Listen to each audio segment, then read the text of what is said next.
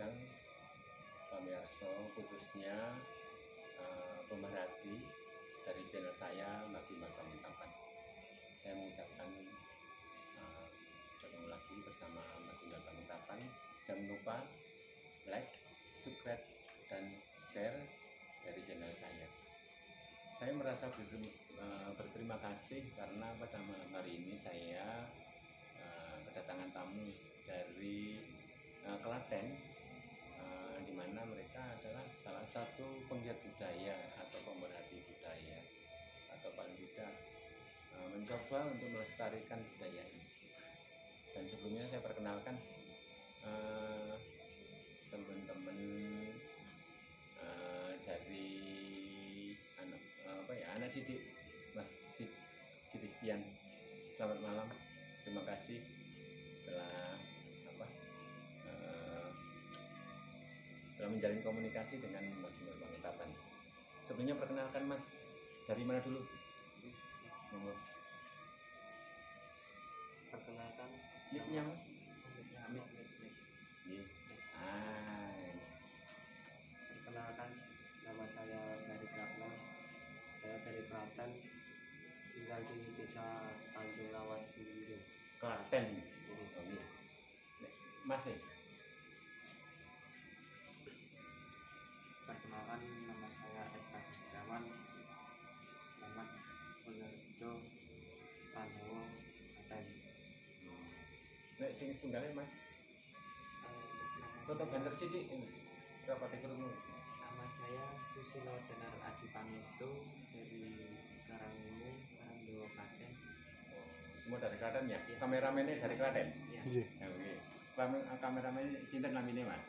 Namanya Adik Tri Pamungkas. Oh iya. Terima kasih Mas.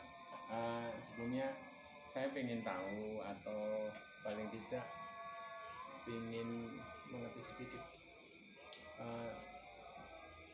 jauh-jauh dari Klaten kayaknya tadi, sebelum ke Magetan, ke Magelang dulu ya Mas ya? Magelang. Dari Magelang kemudian ke mana? Rembang. Dari Rembang ke Magetan. Sebenarnya apa Mas yang menarik atau membuat sebuah perjalanan panjang? Apa ini memang dawuh dari bapak atau pengasuhnya, atau mungkin karena kehendak sendiri Mas? Monggo silakan, sopo.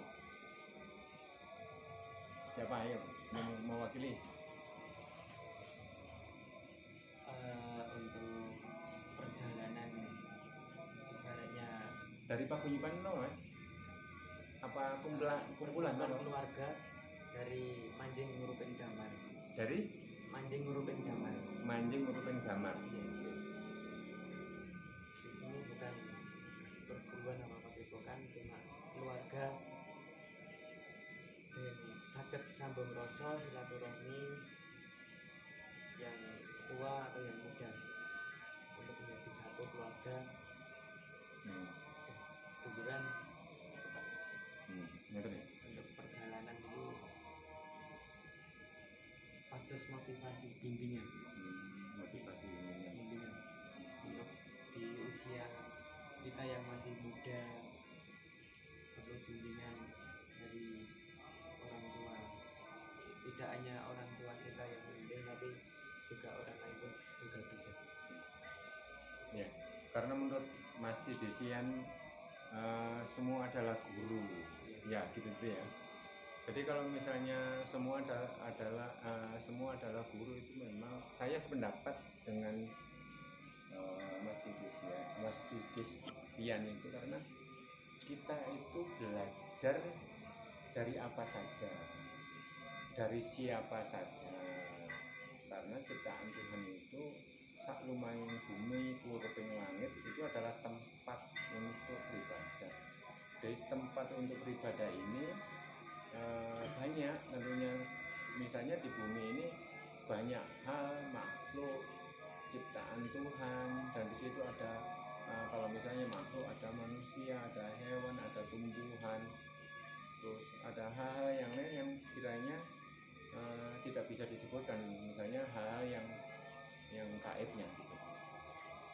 Dan saya sependapat dengan Mas Dian karena belajar itu bukan dari orang lain, bukan dari guru, tapi dari diri kita juga perlu belajar. Kiranya ngoten ya Mas ya. Kalau misalnya Mas yang tengah itu Mas dan Mas Cipta, kalau misalnya Mas Cipta itu pripun Mas? Nek, pendapat semua adalah guru itu gimana?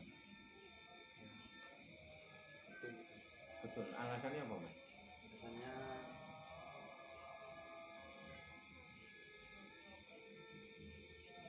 ya kita banyak belajar ke semuanya ngoten nggih, penake. Nek masih sami nggih kan? Atau ada pendapat yang lain apa Mas? ini sami lah ibaratnya cuman Untuk belajar sedikit Mas nggih. kita semua belajar entah itu muda atau tua tetap belajar.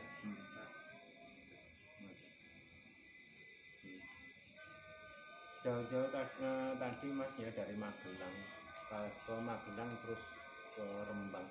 Kalau misalnya ke Rembang dalam rangka apa Mas ya? Itu sami sambung ngerasa silaturahmi sedulur sambung sing adoh ben rumah kerja cedak sambung sedulur dan bimbingan enten dari sebuah perjalanan yang enten sebuah motivasi untuk yang buruk jadikan motivasi, yang baik jadikan panutan.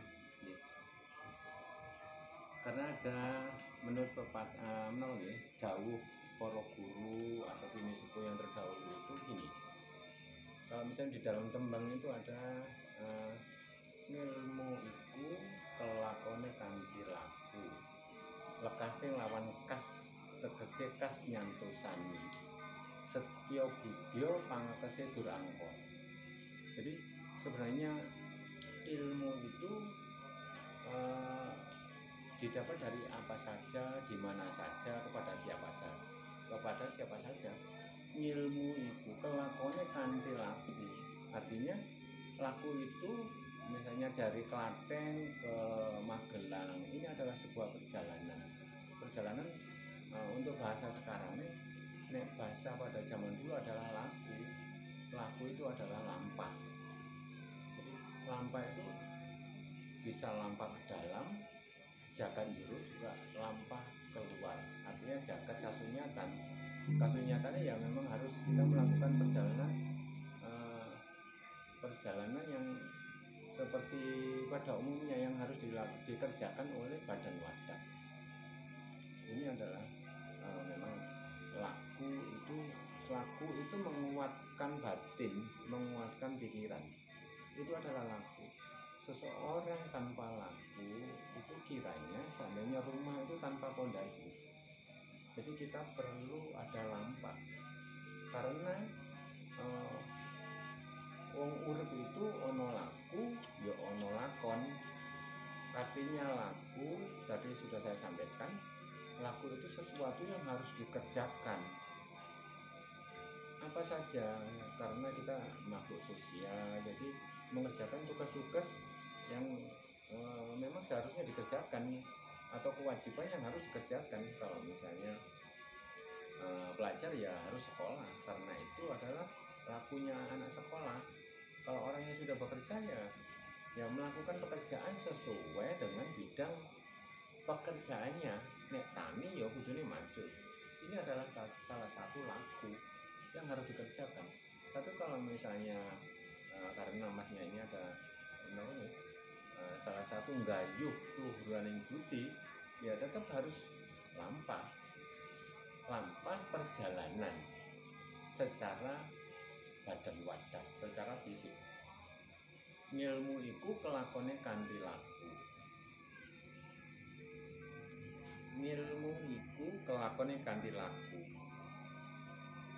Lekase lawan kas. Jadi lekase itu mensegerakan. Kalau punya niat, kalau misalnya punya tujuan atau kerentek itu masih ada di dalam diri, di dalam jiwa itu masih kerentek. Kemudian setelah kerentek ada niat. niat itu masih ada di dalam batin, belum keluar. Baru setelah niat bosonya itu gembrega, setelah niat ya dikerjakan. Karena di dalam budaya juga begitu, budaya itu hasil budidaya cipta, rasa, dan karsa. Ada budi nilai kebaikan, daya kekuatan Tuhan yang diberikan kepada manusia. Cipta itu ini masih ciptaning Gusti yang ada di dalam diri manusia.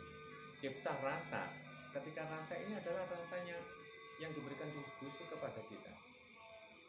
Budidaya cipta rasa baru karso. Karso sudah kehendak. Tuhan memberikan kehendak kita untuk melakukan sesuatu. Ini ya masuk ke dalam niat. Kemudian baru karsa. Karsa ini sudah mulai menunjukkan eksistensinya sebagai manusia. Jadi tegese ngilmu iku kelakone kanthi laku. Tegese lekase lawan kas. Maksudnya kas itu kas itu nyantosani, karena dengan mensegerakan itu berarti seseorang menjadi sentosa. Jadi sentosa itu sehat, sentosa itu kuat secara pikir, kuat secara batin. Jadi kalau sudah sehat, terus kemudian sehat itu dalam arti ketika seseorang melakukan niat, kemudian niat itu tidak diwujudkan, maka ini pemahamannya kurang sentoso. Hanya niat, kapan ya Purwono, tapi hanya cuma niat. Nah, niat ini yang memang harus disegerakan. Itu namanya tegese kas, itu nyantosani sentoso. Ngilmu iku kelakone kanthi laku. Tegese kas.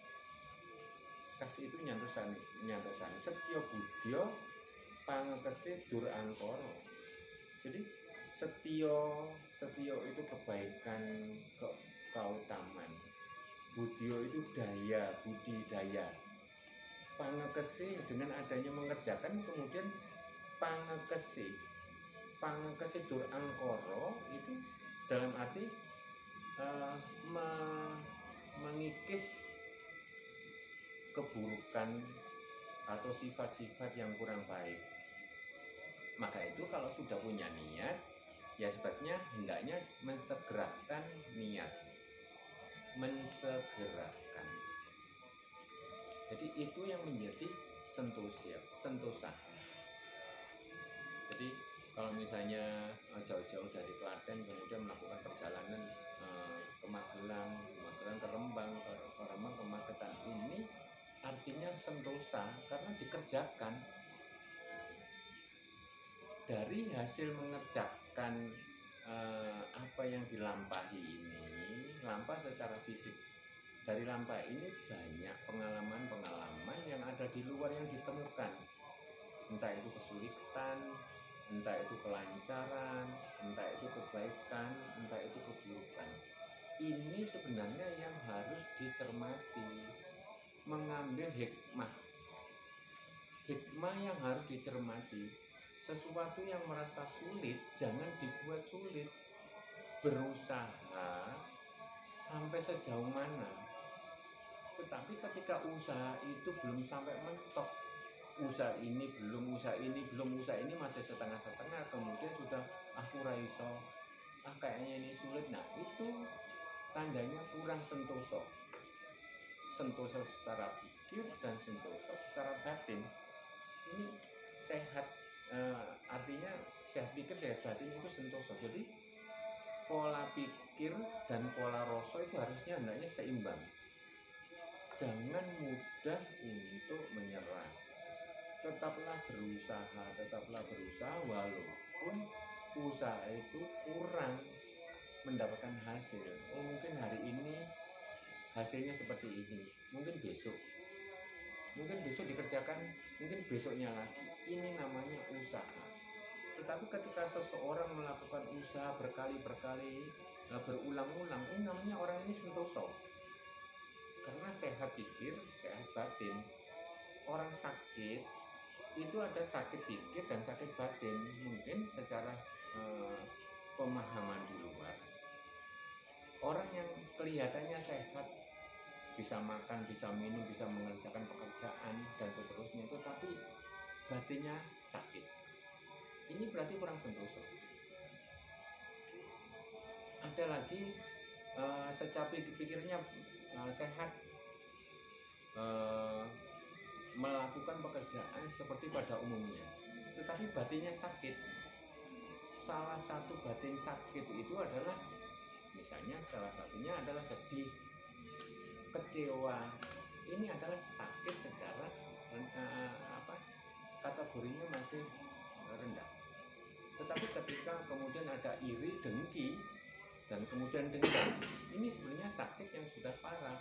Ini sakit batin, ini juga tidak sentosa. Maka dari itu, dalam lampah itu ada lampah keluar dan lampah ke dalam. Lampah ke dalam itu juga salah satunya, misalnya wong urip itu yono laku ana lakon. Dari lakunya itu dikerjakan secara fisik, kemudian lakon ini adalah Tuhan yang kehendak, Tuhan yang tentukan. Karena apa? Sudah berusaha sedemikian rupa, sudah berusaha untuk berbuat baik, tetapi kenyataannya kok begini. Ini memang lakon.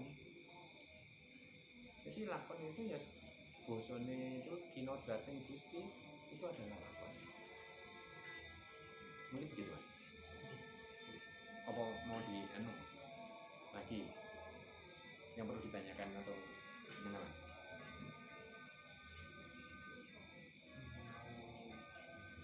Tanya ya, Pak. Iya, menurut Arti sebuah sopo sing temen tekun bakal ditekan. wong temen bakal tinemu. Artinya begini, orang yang temen itu artinya tenan.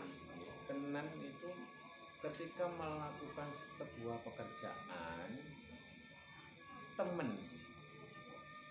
tadi sentosa tadi. Jadi mengerjakan sesuatu, dikerjakan, basa Jawane utun, dikerjakan sabar, ikhlas, maka di situ akan tinemu. Karena dia tidak patah semangat atau tidak patah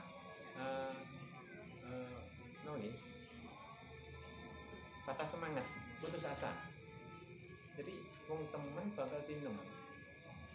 Dengan temen itu kemudian menjadi ditekuni, sesuatu yang ditekuni, maka tidak hari ini, tidak besok, atau tidak lusa, kita akan menemukan, walaupun mungkin sehari ini kita hanya menemukan 1% atau berapa persen dari apa yang kita kerjakan. Maka dari itu ada penyakit batin yang bisa menjadikan penghalang. Penyakit batin itu diantaranya adalah iri, dengki, serai, sombong, takabur. Ini adalah penyakit hati. Jadi kalau seseorang sudah diawali dengan niat yang kurang baik, maka ini juga bagian tidak temen. Karena nilai temen itu bukan dari orang lain, bukan dari guru, bukan perintah, bukan, tapi ada di dalam diri kita sendiri. Temen itu dari batin.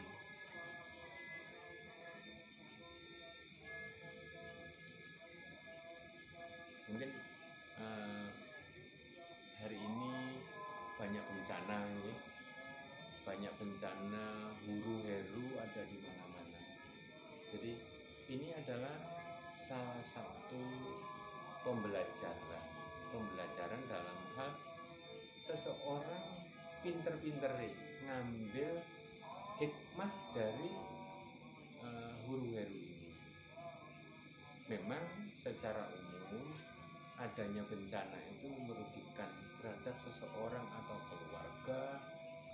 sebagian yang terkena bencana, itu pasti. Tetapi orang lain di luar tempat bencana pasti melihat bencana itu. Lalu apa pendapatmu, apa komentarmu tentang bencana itu? Inilah yang harus diambil hikmahnya bagi orang lain.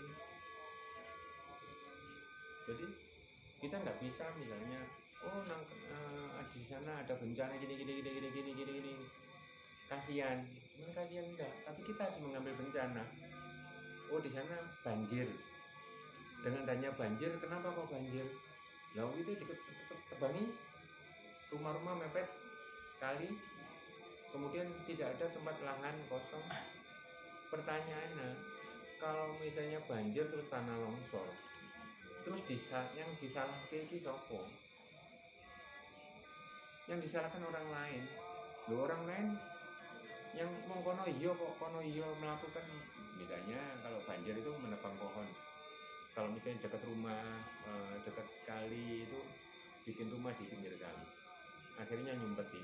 Tetapi ketika kita menjadi diri kita sendiri, sebenarnya ketika kita melihat dengan bencana ini, maka ketika nanti ada waktu luang atau apa, ya sebenarnya kita mulai menanam bene ora banjir, bene ora longsor. Gampang kok cara menanam, tidak harus dengan dicangkul, kemudian menuju tempat itu terus kemudian dicangkul terus ditanami pohon, tidak harus begitu. Tapi paling tidak sambil kita berjalan, oh ini kita barusan makan pohon paya atau pohon sirsat atau habis makan sirsat kan ada bijinya itu ya, paling nggak sambil jalan bijinya dibuang. Kalau misalnya 10 biji, minimal paling tidak ada 1 biji yang tumbuh. Kalau misalnya hari ini, mungkin 1 bulan kemudian, ini salah satu usaha. Ini yang bikin kita menjadi sentosa.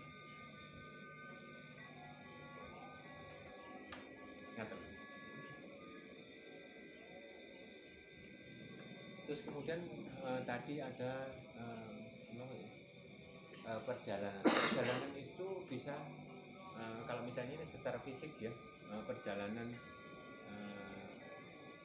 dengan melakukan kendaraan dari satu tempat ke tempat yang lain. Tetapi ada perjalanan batin, ini juga melakukan perjalanan. Selain pikir melakukan perjalanan, batin juga melakukan perjalanan. Rasa susah, rasa lapar, rasa panas, rasa dingin, ini rasa. Nah, kemudian bagaimana kamu menyiasati tentang hal ini? Kalau misalnya kok panas banget, terus gak sido balik, atau hujan gak jadi balik, berarti nilai keteguhan, tekunnya kurang. Makanya teman bakal ketemu, artinya nilai keteguhannya terhadap sesuatu upaya atau usaha. Jadi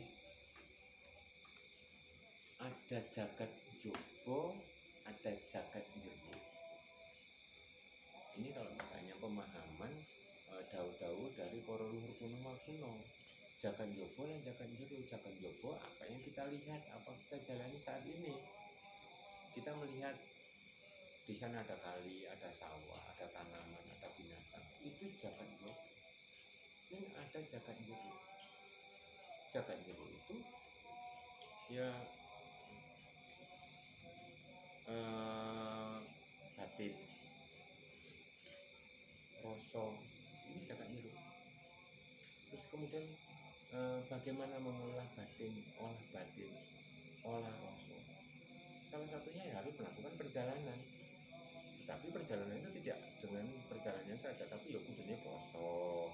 Nek zamane mbak-mbak biyen itu ya poso, tirakat. Tirakat macam-macam. Misalnya ada puasa Senin Kamis, ada puasa weton, ada akid weton, ada puasa dino 40, ada puasa mute. undur pulo, ngebleng, ngerowot. Ini adalah salah satu upaya untuk menuju. Ini juga perjalanan secara batin. Karena batin ini harus diolah, batin juga perlu makan. Makan batin apa? Kebaikan, keluhuran, mendengar suara-suara yang indah, suara-suara yang baik, mencium bau-bau yang indah, bau-bau yang wangi. Mata juga gitu, mata melihat hal-hal yang baik, kuping mendengarkan hal yang baik. Ini adalah makanannya batin. Salah satu contoh ketika seseorang mendengarkan berita buruk, oh si Kae melakukan gini, kita dengar, kita kan emosi atau minimal pegel. Ini adalah salah satu yang penyakit sedikit hari ini masuk, kemudian besok masuk. Maka kalau batin itu maka akan menjadi ibarat sebuah lentera atau sebuah damar. Zaman dulu nenek damar ini, hari ini hanya seperti itu, damar minyak. Ketika mbah-mbah zaman dulu mengisi minyak, damar diisi, kemudian bara apinya dibesarkan. Maka ketika dengan dibesarkan, apinya akan menjadi besar. Ketika apinya menjadi besar, maka basa Jawa ini kok burem. Burem itu ya. Basa Jawa itu luas, burem itu gembebul dan apa nih?